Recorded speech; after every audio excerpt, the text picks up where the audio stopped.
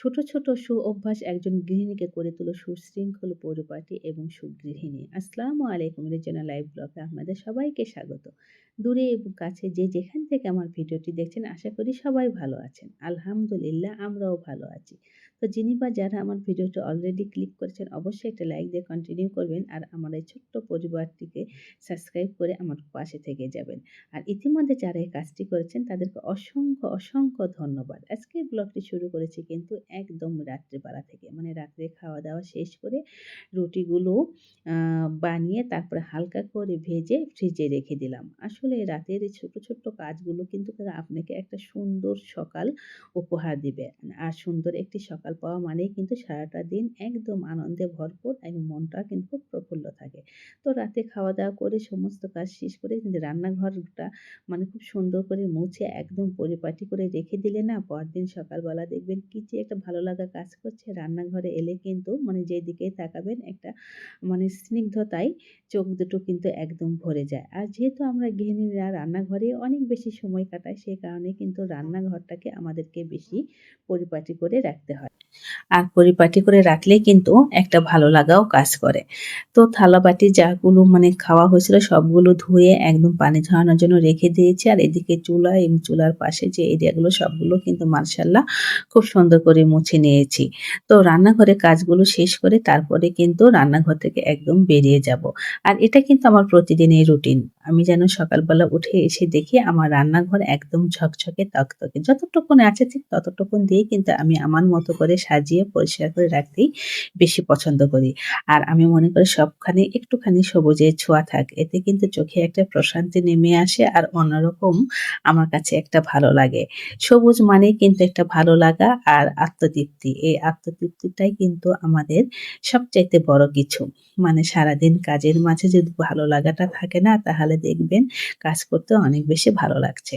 তো রান্নাঘরের কাজ কিন্তু একদম কমপ্লিট করে বেরিয়ে চলে এসেছি। আর এখন কিন্তু সবাই যেহেতু বেসিন ব্যবহার করা হয়ে গিয়েছে আর রাত্রিবেলা সবাই যখন ব্যবহার মানে শেষ হয়ে যায় সেক্ষেত্রে কিন্তু আমি বেসিনটা একদম ধুয়ে রাখি। কারণ সকালে উঠে যেন একটা ঝকঝকে তকতকে বেসিন মানে সবাই ইউজ করতে পারে। আর সেই কারণেই কিন্তু প্রতিদিন রাত্রে ব্যবহার করার পর আমি বেসিনটা ধুয়ে নিই এবং সকালবেলা ব্যবহার করার পরও বেসিনটা আমি এভাবে হালকা করে ধুয়ে রাখি। এতে করে না মানে সবসময় বেসিনটা খুব সুন্দর পরিষ্কার থাকে আর যারা ইউজ করে তাদেরও কিন্তু একটা ভালো লাগা কাজ করে। আর বেসিনের যে গাছগুলো মানে রেখেছিলাম সেগুলোতে একটু করে পানি দিয়ে দিলাম। সারারাতে পানি পেয়ে একদম সতেজ, স্নিগ্ধ এবং সজীব হয়ে থাকবে। সবখানে একটুখানি চেষ্টা করি ওই যে বললাম সবুজের ছোঁয়া রাখতে। চোখে যেন একটু সবুজ এসে মানে স্নিগ্ধ ছড়িয়ে দেয়। এটি শুধুমাত্র এইটুকুই চেষ্টা করা। তো মাশাআল্লাহ আমার ইনডোর প্ল্যান্ট গুলো সবগুলো কিন্তু খুব ভালো আছে।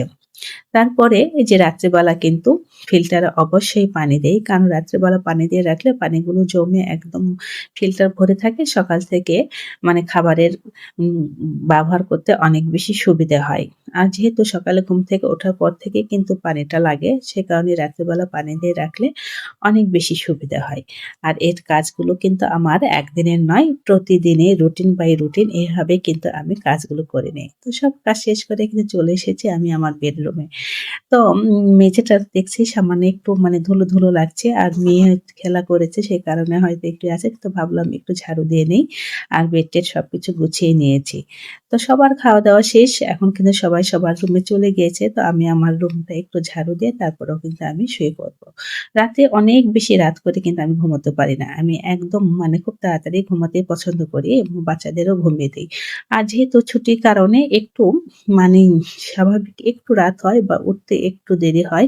কিন্তু খুব বেশি করাটা আমার কাছে একদমই ভালো লাগে না। আমি মনে করি খুব তাড়াতাড়ি ঘুমিয়ে গিয়ে এবং সকাল, সকাল ওঠাটাই সবচেয়ে ভালো। তো রাতের ছোট, ছোট এই অভ্যাসগুলো না একজন গৃহিণীকে অনেক বেশি পরিপাটি করে তোলে এবং সুন্দর একটি সকাল উপহার দেয়। আর সবচাইতে বড় কথা সংসার কিন্তু মানে দেখতেই ভালো লাগে আর কাজ করতেও কিন্তু একটা ভালো লাগা কাজ করে।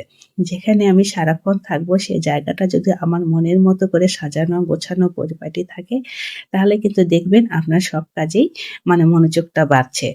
আর যা যতটুকুন আছে সেটা দিয়েই কিন্তু আমরা এভাবে গুছিয়ে রাখতে পছন্দ করি। এটা কিন্তু পরদিন সকালবেলা। এই যে সুন্দর রোদে মিষ্টি বাতাসে আমার অপরাজিতাগুলো দুলছে। তো ভাবলাম আগে ব্যালকনিতে কিছুটা সময় কাটিয়ে নেই। সারাটা দিন ফুল এনার্জিতে কাজ করার জন্য নিজেরও কিন্তু কিছুটা সময় নিজেকে দিতে হয় একদম ভালো লাগার জন্য, ভালো থাকার জন্য। তো রান্নাঘর যেহেতু একদম নিট এন্ড ক্লিন সকালে ব্যালকনিতে কিছুটা সময় কাটিয়ে তারপরে কিন্তু রান্নার কাজে লেগে যাব সারাদিনের জন্য। তো একটু সময় হয় কাটিয়ে নেই নিজের জন্য, নিজের ভালো লাগার জন্য। তো ওই যে বললাম রাতের ছোট, ছোট কাজগুলো কিন্তু আপনাকে সুন্দর একটি সকাল উপহার দিবে। আর একটি সুন্দর সকাল মানে সারাটা দিনই একদম সুন্দরভাবে উপভোগ করা যায়।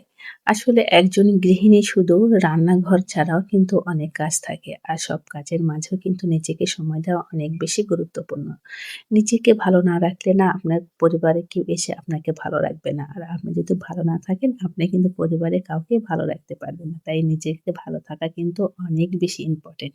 এটা কিন্তু আমরা একদমই বুঝতে চাই না বা বুঝতে চাইলেও কিন্তু সময় বা কাজের ফাঁকে হয়ে ওঠে না। তবে এটা করা কিন্তু আমাদের প্রত্যেক গৃহিণীর অনেক বেশি দরকারি।